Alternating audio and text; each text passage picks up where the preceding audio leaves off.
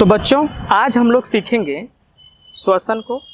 हम सब जानते हैं कि इस दुनिया में जितने भी जीव हैं उसको जीने के लिए ऊर्जा की आवश्यकता होती है, और ऊर्जा हम लोग ग्रहण करते हैं अपने वातावरण से प्राप्त भोजन से। जो भोजन हम लोग करते हैं वो जटिल अवस्था में होता है, और उस भोजन से ऊर्जा प्राप्त करने के लिए उसके अणुओं का ऑक्सीकरण होना ज़रूरी है। और ये ऑक्सीकरण की सुविधा उपलब्ध होती है श्वसन के माध्यम से। दो तरह से इसका निष्पादन होता है। एक तो ऑक्सीजन की उपस्थिति में, उसको हम लोग कहते हैं वायवी, और दूसरा ऑक्सीजन की अनुपस्थिति में, जिसको हम लोग कहते हैं अवायवी। अब उदाहरण के तौर पर अगर हम लोग खुद को लें तो हम लोग श्वसन के लिए एक विशेष तरह का अंग इस्तेमाल करते हैं। जैसे हम लोगों के पास नाक है, हम लोग बाहर के पूरी हवा को भरते हैं तो हमारा शरीर इससे ऑक्सीजन को लेता है और वो ऊर्जा उत्पन्न करने में मदद करता है। अब अगर प्लांट को लें हम लोग तो इसमें उस तरह की कोई विशेष तरह का अंग नहीं होता, बल्कि इसके पत्तों में अगर देखेंगे आप, इस तरफ में छोटे छोटे रंध्र होते हैं, छिद्र होते हैं, जिसके द्वारा यह वातावरण से गैस का आदान प्रदान करते हैं। ना सिर्फ पत्तियां बल्कि इसके तना, इसका रूट, सभी में श्वसन होता है, क्योंकि पादप के हर भाग को ऊर्जा की आवश्यकता होती है। अब इस अगर पत्ते को देखें तो इसमें जो रंध्र हैं कई तरह के होते हैं। एक होता है स्टोमाटा, दूसरा होता है क्यूटिकल्स, और तीसरा होता है हेडाथोड्स। आप अगर कभी सुबह सुबह वॉकिंग के लिए जाते होंगे तो आपने देखे होंगे कि घास के ऊपर छोटी छोटी बूंदें होती हैं, हम लोग ओस की बूंदें जिसे कहते हैं। एक्चुअल में वो पौधे से निकला हुआ पानी है, और वो हेडाथोड्स के द्वारा आता है। दूसरा है स्टोमाटा। स्टोमाटा का उपयोग प्लांट अपने अन्य ज़रूरतों के लिए भी उपयोग करता है, मतलब कि वो बहुत सारे आवश्यकताओं के लिए उपयोग किया जाता है। जैसे कि श्वसन के लिए वो ऑक्सीजन को वातावरण से अपने अंदर लेता है और कार्बन डाइऑक्साइड को बाहर करता है। वहीं प्रकाश संश्लेषण के दौरान वो बाहर से कार्बन डाइऑक्साइड को अंदर की ओर लेता है और फिर वातावरण में ऑक्सीजन को छोड़ता है। आपने सही सुना कि श्वसन के दौरान पौधे भी ऑक्सीजन को अपने अंदर लेते हैं और कार्बन डाइऑक्साइड को बाहर छोड़ते हैं, जैसे हम लोग करते हैं। तो हर जीव को ऊर्जा की आवश्यकता होती है, और हर एक जीव में ऊर्जा का स्रोत श्वसन होता है। तो आज हम लोग पढ़ेंगे कि पौधे में भी वैसा ही श्वसन होता है जैसा हम लोग करते हैं। जैसे कि वातावरण से ऑक्सीजन हम लोग अपने अंदर लेते हैं और कार्बन डाइऑक्साइड को बाहर छोड़ते हैं, वैसे ही पादप भी श्वसन करते हैं। तो इसको हम लोग एक एक्सपेरिमेंट के माध्यम से समझेंगे। आपको हम लैब में ले चलेंगे अभी और दिखाएंगे कि इसका सेटअप कैसे तैयार करते हैं। इंसान और पौधे में खास अंतर क्या है कि हम लोग जो है प्रकाश संश्लेषण नहीं कर सकते, लेकिन पौधे प्रकाश संश्लेषण करते हैं। तो इस बात का ध्यान रखना पड़ेगा। तो अगर हम लोग अलग अलग देखें रिएक्शन को, तो सबसे पहले प्रकाश संश्लेषण में वो कार्बन डाइऑक्साइड को अपने अंदर की ओर लेता है और ऑक्सीजन को बाहर की तरफ छोड़ता है। वहीं श्वसन की बात करें अगर, तो ऑक्सीजन को अपने अंदर लेता है और कार्बन डाइऑक्साइड को बाहर की तरफ छोड़ता है।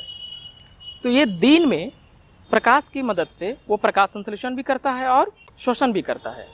तो दिन में दोनों प्रक्रियाएं होती हैं, और अगर उसको पूरी को एक साथ हम लोग देखेंगे तो जो ऑक्सीजन वो बाहर की तरफ छोड़ता है वो सबसे ज़्यादा होता है, और जो कार्बन डाइऑक्साइड वो अपने अंदर लेता है उसकी मात्रा ज़्यादा होता है।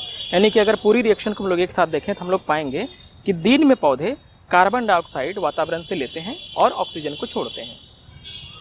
अलग अलग क्या था, श्वसन में ऑक्सीजन लेता था, कार्बन डाइऑक्साइड छोड़ता था, और प्रकाश संश्लेषण में कार्बन डाइऑक्साइड लेता है और ऑक्सीजन छोड़ता है।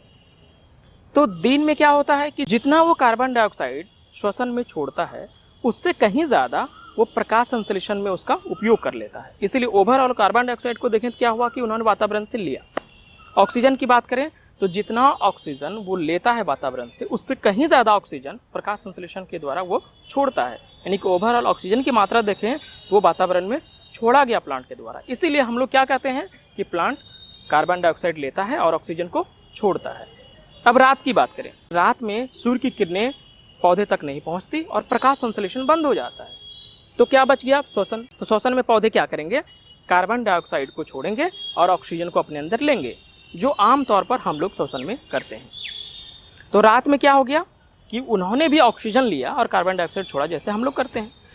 तो प्लांट में अगर देखना होगा कि श्वसन होता है या नहीं होता है, या उसमें कार्बन डाइऑक्साइड निकलता है कि नहीं, तो इसका सेटअप हम लोग रात में करेंगे।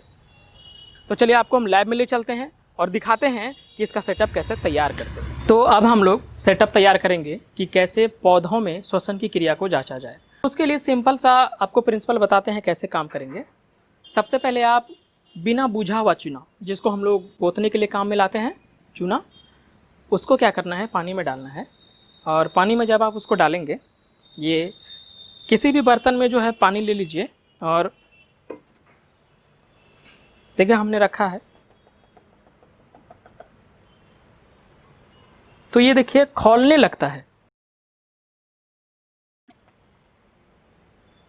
मतलब कि जैसे उबलता है पानी वैसा होने लगता है। और इसको डाल के क्या करना है, थोड़ा देर के लिए छोड़ देना है। थोड़ा देर के बाद ये शांत हो जाएगा, जो नहीं घुलेगा चूना नीचे बैठ जाएगा और ऊपर का पानी जो है वो साफ़ हो जाएगा। तो इसको थोड़ा देर के लिए छोड़ देते हैं और फिर हम लोग उसको ट्रांसफ़र कर लेंगे। बिना बुझा हुआ चूना वो आपका कैल्शियम ऑक्साइड है, उसको पानी में घोलेंगे तो बन जाएगा कैल्शियम हाइड्रोक्साइड। और जब उसमें कार्बन डाइऑक्साइड मिलेगा तो वो हो जाएगा आपका कैल्शियम कार्बोनेट, जो कि दूधिया कलर का होता है। इसको हम लोग पहले ट्रांसफ़र कर लेंगे। इसको हम लोग क्या करेंगे, ऊपर से ट्रांसफ़र कर लेंगे। चूने का पानी हम लोगों ने रख लिया है। तो सेटअप जो तैयार करेंगे, तो सबसे पहले हम लोग किसी भी बर्तन में ऐसे करके रख देंगे, जो कि अभी देखिए पूरी तरह से साफ दिख रहा है ना। और इसके बीचों बीच एक प्लांट को हम लोग रखेंगे। रात में जब इस प्लांट से कार्बन डाइऑक्साइड निकलेगा तो वो इस चूने के पानी में मिलना चाहिए। कैसे मिलेगा, तो इसको हम लोग ढकेंगे, ऐसा ढकेंगे। ये बड़ा सा बीकर लिए हैं, घर में किसी भी चीज़ से जिससे आप ढक सकते हैं उसको हम लोग उससे कर सकते हैं। इसको इस तरह से पूरा ढक के ये ऐसे करके छोड़ दिए। अब देखिए इसको पूरा तरह से हमने लॉक किया है, तो इससे जो भी कार्बन डाइऑक्साइड निकलेगा वो नीचे पानी में जाके घुलेगा। तो इस तरह से क्या होगा कि वो जो चूने का पानी है वो दूधिया कलर का हो जाएगा। ये तुरंत नहीं होगा, इसमें समय लगेगा। तो क्या करें आप कि इसको रात में सेटअप को बनाएं 6-7 बजे के करीब शाम में, और सुबह तक इसको रहने दें। और सुबह उठकर जब आप देखेंगे तो आपको पता चलेगा कि ये जो कलर है पानी का वो दूधिया हो गया है।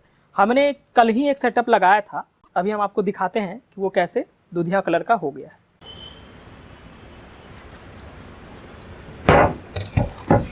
हम लोगों ने क्या किया था, देखिए ये नीचे में हम लोगों ने चूने का पानी है उसको नीचे रख दिया था, एक प्लांट को रख दिया और उसको ऊपर से सील कर दिया। तो जितना भी इसका रिस्पायरेशन का प्रोडक्ट होगा, जो कार्बन डाइऑक्साइड होगा, वो बाहर निकला और इससे आके मिला। और आप देखिए कि कलर में कितना अंतर है। ये है अभी का सेटअप, कल वैसा हो जाएगा। ये अभी का सेटअप जो हमने आपको बताया कि कैसे करते हैं, तो आप इसको करके देख सकते हैं घर में भी।